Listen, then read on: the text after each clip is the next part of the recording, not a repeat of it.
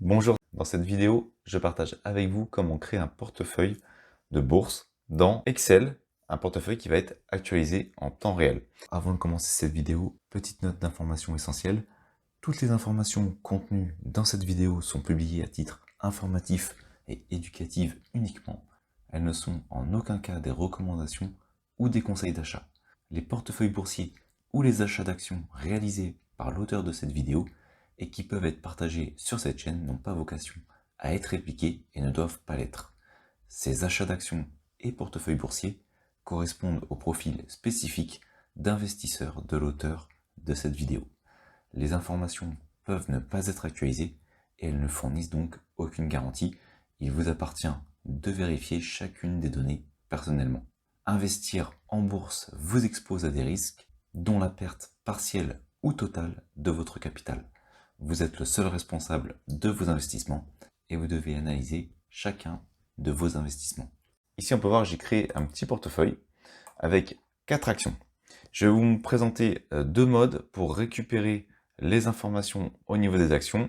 Et pour ça, on va voir comment procéder directement avec Excel ou comment faire un petit complément avec Google Sheet. À noter, le portefeuille boursier qui va être utilisé dans cette vidéo est un portefeuille fictif, autrement dit, il s'agit de données de démonstration et c'est donc purement virtuel, c'est juste pour vous montrer comment manipuler les différentes données et récupérer ces informations. Donc soit vous souhaitez utiliser uniquement Excel et je vous montre comment procéder, soit vous souhaitez utiliser Google Sheet et notamment la possibilité d'utiliser la fonction Google Finance qui est particulièrement intéressante pour récupérer les cours de bourse et on va voir également comment utiliser Google Sheet avec Excel. Alors maintenant, comment est-ce qu'on va procéder? Eh bien, on peut voir que j'ai 2 types d'actions, des actions françaises et des actions américaines. J'ai donc créé 2 feuilles qui vont se trouver ici, une pour récupérer les éléments du CAC 40, donc les actions françaises, et d'autres pour les actions US. Alors, maintenant, on va donc aller sur CAC 40. Je vais créer tout simplement une nouvelle requête et je vais aller chercher les informations sur Internet. Je vais aller sur Données, obtenir des données à partir d'autres sources. À noter, je suis actuellement dans Excel 2019, donc en fonction de la version que vous utilisez, vous aurez peut-être un petit peu moins d'options. Normalement, vous aurez à partir du web. Donc, je vais à partir du web. Et désormais, ici, il faut que j'indique l'URL. Je vais donc aller sur les informations qui m'intéressent. Ici, je suis sur le site investing.com. Et sur ce dernier, je peux notamment récupérer les actions qui composent le CAC 40 avec le dernier prix et la variation. Ce qui va m'intéresser, ce sont ces 2 éléments. Donc, je vais récupérer l'URL. Je vais faire copier. Je vais retourner dans Excel, je vais tout simplement utiliser ici l'URL, je fais OK, je patiente le temps que l'importation se fasse, je vais ici sélectionner le niveau, je prends le niveau le plus long, donc l'URL complète, je vais faire se connecter, et j'ai donc les différents éléments de la page que je peux récupérer avec Excel qui vont apparaître. Mon objectif, récupérer le tableau, enfin déjà trouver le tableau qui correspond aux actions du CAC 40. Et on peut voir qu'il se trouve ici, c'est le tableau numéro 1. Donc je vais aller ici sur charger, charger dans, et ça va me permettre de choisir son emplacement. Je vais lui indiquer insérer les données dans ma feuille existante. Alors sinon vous pouvez faire une nouvelle feuille, peu importe, vous faites OK, ça va vous ouvrir une nouvelle feuille, c'est juste que j'avais préparé ma feuille. Je vais faire OK, ça va aller en A1 comme c'est indiqué. Ça me crée ici ma requête et ça charge les informations. Désormais, les informations se trouvent ici au niveau de ma feuille CAC 40. Vous allez me dire très bien, ça c'est la version avec la requête directement avec Excel. Alors si vous voulez récupérer les informations US, bien entendu, il vous suffit de rechercher un autre indice. Par exemple, on va prendre le Nikkei japonais. On clique dessus. Vous allez sur Investing ou un autre site, peu importe, du moment que vous pouvez récupérer les informations. On va aller sur Composants. Donc ce sont toutes les actions qui composent l'indice. Et ici, vous voyez qu'on va pouvoir, on va laisser le temps de se charger à la page. Et on va pouvoir récupérer l'ensemble des actions du Nikkei et notamment le dernier cours connu ainsi que la variation. Donc ça c'est la version où on fait la requête directement avec Excel sur un tableau d'informations qui contient les éléments que l'on souhaite récupérer, notamment le dernier cours de bourse et la variation. Maintenant, On peut également créer dans une feuille Google Sheet cette fameuse, ou plutôt ces fameuses informations. Notamment la possibilité de récupérer les actions plus précises. Ici, on peut voir, je récupère l'ensemble des éléments qui composent l'indice, et ensuite on va voir dans Excel comment récupérer plus précisément celle qui m'intéresse, donc l'action. Mais je peux ici utiliser un tableau dans Google Sheet où je vais directement utiliser et récupérer que les actions qui m'intéressent et pas les autres. Donc j'utilise pour ça la fonction Google Finance. Tout simplement, c'est une fonction où ici, vous pouvez récupérer les éléments qui composent une action. Vous avez pas mal de choses, notamment le prix d'ouverture, le plus haut, le plus bas, le volume, la capitalisation, le PER, bref, pas mal d'éléments. Et notamment donc le cours actuel avec sa variation par rapport à la veille.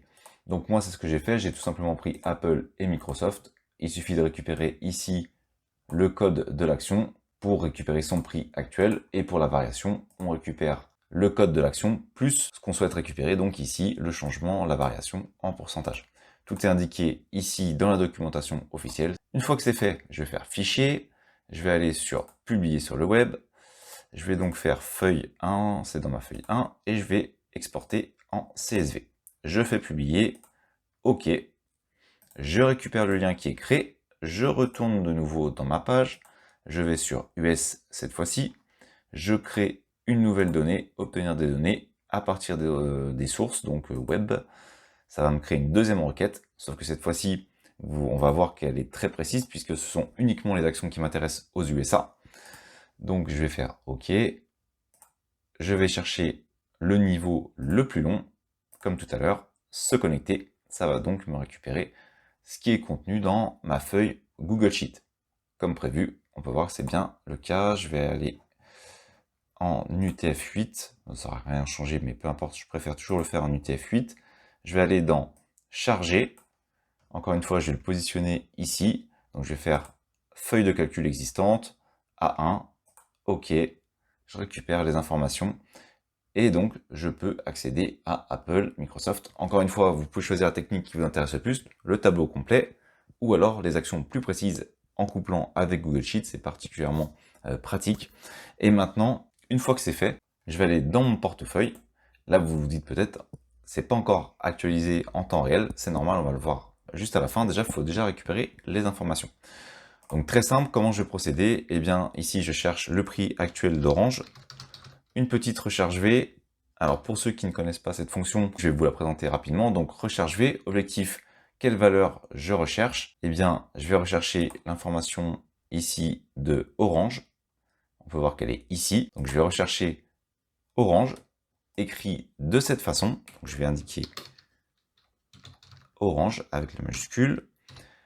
Il me demande ici la table dans laquelle je la recherche. Eh bien, on va rester très large. On va faire de B à I dans la feuille CAC 40, comme on peut le voir ici. Ensuite, un petit point virgule. Il va me demander où se trouve entre B et I l'information que je recherche. Moi, ce que je recherche entre B et I, c'est le prix actuel de l'action. Je vais tout simplement aller ici. Donc, c'est la colonne numéro 2. Ici, c'est la 1 et là, c'est la 2. Donc, j'indique 2. Et enfin, il y a un dernier paramètre. Vous indiquez faux. Je fais entrée et comme prévu, je récupère le cours de bourse de mon action. Je fais la même chose en faisant glisser ici pour Veolia. Veolia qui se trouve ici. Et Veolia, on peut voir que l'orthographe de Veolia, il est comme ceci. Il n'y a pas d'espace ou de choses comme ça. Donc faites attention avec vos différentes actions s'il y a des accents ou des espaces. Je vais aller ici donc inscrire Veolia. Et je récupère donc le cours de bourse Veolia. Maintenant, ce qui va m'intéresser, c'est la variation. Et la variation, j'ai juste à récupérer la bonne colonne. Cette variation, elle se trouve ici, elle se trouve au niveau de G. Donc, je repars ici puisque je suis parti de B. C'est mon numéro 1, 2, 3, 4, 5 et 6. Donc, je vais rechercher la 6e information. Je vais récupérer ici ma formule. Je la copie dans la cellule à côté et je remplace par le chiffre 6. Et comme on peut voir, j'ai bien la variation. Je vais donc la modifier en pourcentage.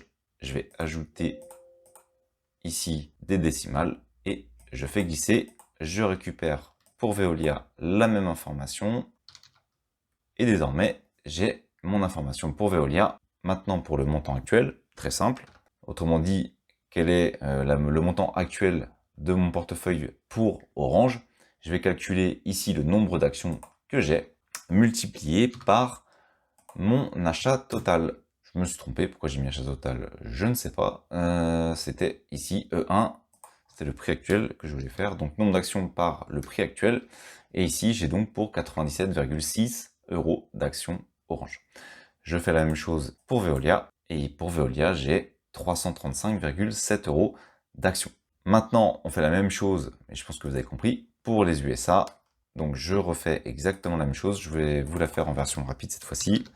Donc je récupère encore recherche V. Je vais aller sur les USA. Cette fois-ci, dans un premier temps, je recherche Apple sur le tableau qui se trouve ici. L'information se trouve au niveau de la colonne numéro 2 et j'indique faux. Je ferme la parenthèse. Même chose, je glisse pour Microsoft. Voilà, je reprends ma formule. Je vais dans la cellule d'à côté. On était en colonne 3 pour la variation et pareil ici, colonne 3, variation pour Apple. Hop, je passe en pourcentage. Alors à noter ici, c'est juste une question de paramétrage. Les pourcentages, quand je les récupère ici, ils sont déjà en pourcentage. Donc si jamais je fais pourcentage, normalement ça devrait être erroné. Donc une solution, vous faites ça. Mince, attendez, hop. Je vais aller sur le premier. Je vais tout simplement le diviser par 100. Et pareil pour le deuxième, je le divise par 100. Ensuite, j'ajoute des décimales et voilà. Comme ça, on corrige le problème. Maintenant, je peux également récupérer mes actions, enfin les montants que j'ai actuellement. On peut voir ici ces derniers. Donc si vous recherchez votre bénéfice au niveau de votre portefeuille et au niveau de la variation de votre portefeuille, eh bien ça c'est simple. Ici, on va ajouter une colonne dans laquelle on va chercher la différence entre mon achat total, avec donc le prix d'achat moyen qui se trouve ici, et le montant actuel. Donc je vais tout simplement faire G2 moins D2, et on peut voir qu'actuellement, je suis donc en perte de 48 €. Je vais tout simplement faire glisser, et on peut ici voir que j'ai donc un gain pour Veolia de 180, un gain pour Apple de 98 et une perte pour Microsoft de 30, ce qui me donne au total un gain de près de 200 €. Maintenant, si je veux faire la variation, très simple, je récupère le chiffre en G2, je vais faire moins le chiffre D2, donc le montant d'achat, je ferme la parenthèse, je fais diviser, je prends également de nouveau D2 et je fais entrer. Et comme on peut le voir, hop, je vais faire glisser, je vais basculer en pourcentage et j'obtiens ainsi les différentes variations au niveau de mon portefeuille. Donc ici, j'ai une baisse de 33%, un gain de 115%, 8% de gain et une perte de 0,83%. Et au total, j'ai donc un portefeuille qui a grossi de 3,88%. Maintenant, comment actualiser de manière régulière les informations? Donc, parce que là, mon portefeuille est prêt, donc je vais pouvoir faire le suivi. Maintenant, il me suffit d'aller sur ma requête, faire un clic droit sur cette dernière, propriété, et tout simplement, dernière actualisation, je vais pouvoir actualiser, choisir le délai d'actualisation. Imaginons par exemple toutes les 10 minutes, je souhaite actualiser les informations et bien entendu actualiser les données lors de l'ouverture du fichier. Je fais la même chose pour les deux et ainsi mon portefeuille va être actualisé toutes les 10 minutes et lors de l'ouverture du fichier. Voilà comment je vais pouvoir donc récupérer les informations dans mon portefeuille en temps réel. Voilà comment vous allez pouvoir également construire petit à petit votre portefeuille avec Excel. Et je voulais vous présenter les deux possibilités de le faire. Donc avec Excel directement une requête sur un site comme Investing, puis ensuite on récupère les informations, ou alors en couplant avec Google Sheet directement. C'est la fin de cette vidéo. Merci de l'avoir suivi jusqu'à la fin. Si elle vous a plu et que vous la trouvez utile, ajoutez un pouce bleu pour améliorer sa visibilité et abonnez-vous à la chaîne pour ne rien manquer des prochaines vidéos. Vous pouvez également répondre à la question qui se trouve dans la description et qui permet de déterminer les prochains sujets qui vont être évoqués sur la chaîne. Merci et à bientôt.